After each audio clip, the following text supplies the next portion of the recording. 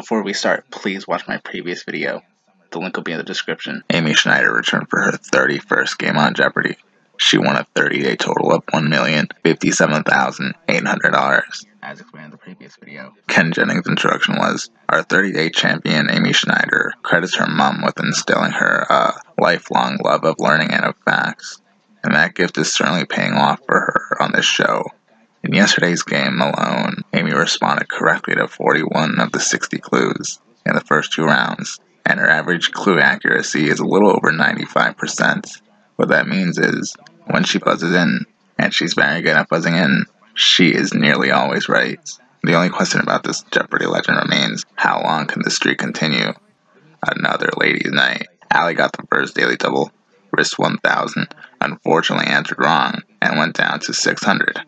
The Lusitania, this province in the Iberian Peninsula, went down to Pompeii in 73 BC. The ocean linear, the same name in 1915, sans Pompeii.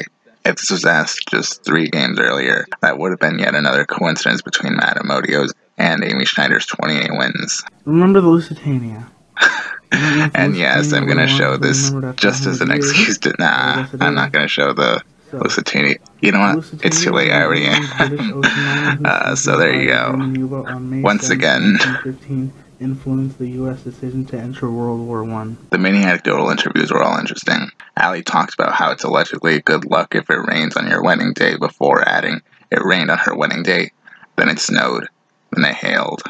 Kind of like the weather around this time of year. Emma appeared on Sesame Street. Emma Shirato Almon from Sunnyside, New York. It's a government effectiveness associate manager. And after Ken describes what she does, she adds, it's a mouthful.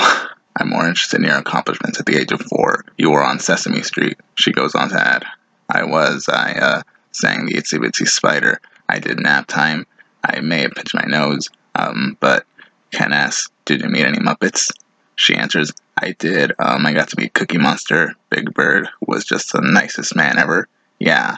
Ken concludes by telling her, that's very exciting. I'm very jealous. I'm kind of jealous too. If I was told by someone they appeared on Sesame Street at the age of 4, or even on TV at the age of 4, just comparing how it was then to now, even though I don't show my face. I wonder how I would have done on Sesame Street at the age of 4. Here's what's really funny. Emma is from Sunnyside, New York, and she was on Sesame Street.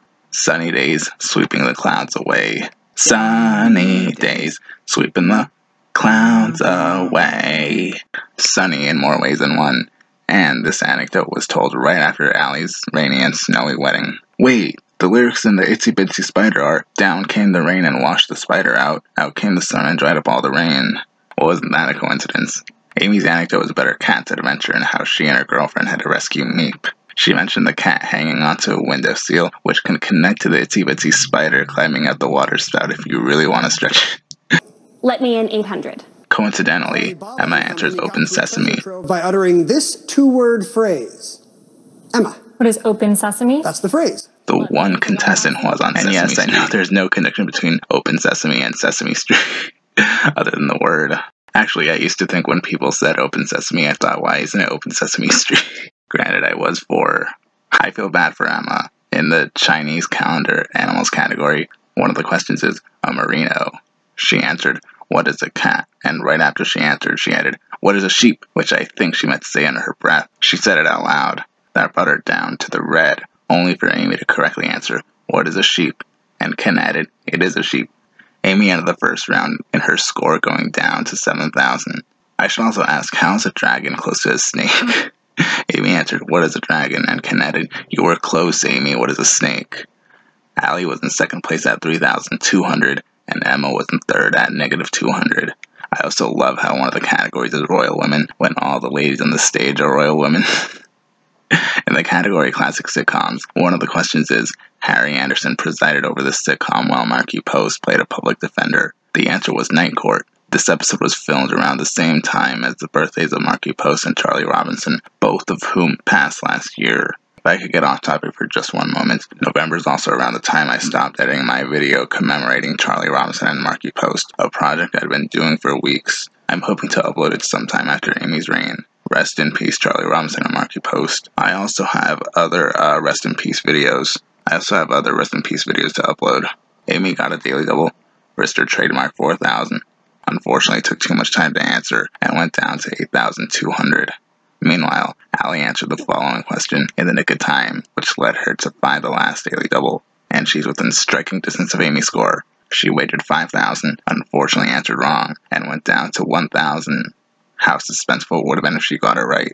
In a daily double Jeopardy round, including questions that were quite trickier than usual, Emma buzzed in for the first time in the round and fortunately was on the plus side now, which I'm surprised Ken didn't comment on. I hear Ken is continuing the pronunciation of Jean, as Alex Trebek would always pronounce it. An overview of the horror genre. Except for one question that was answered incorrectly, Amy ended double Jeopardy in a streak, winning $23,000. Allie was in second place at $3,000, and Emma was in third place at $200. At least she's on the plus side. I knew she could do it. The final Jeopardy category was Historic Americans. The question was, in 1838, he took a new last name of a family in Walter Scott's The Lady of the Lake. For distinction, he added a second S to the end. I haven't read The Lady of the Lake, nor could I think of names that end in S. The answer was Frederick Douglass. That makes a lot of sense. Frederick Douglass is correct. After escaping from slavery, he kept the name Frederick to keep his sense of identity, he said, but he did not want the same surname. I liked Emma's reaction after she found out she got the right answer. Emma Shirato Almon was the only one to answer correctly. Allie, Bove, and Amy Schneider left it blank. Amy risked $12,000, bringing her down to $11,000, her lowest final score. She's now at a 30-day total of $1,068,800. And as always, thank you for watching. And that's all I had to say, I guess.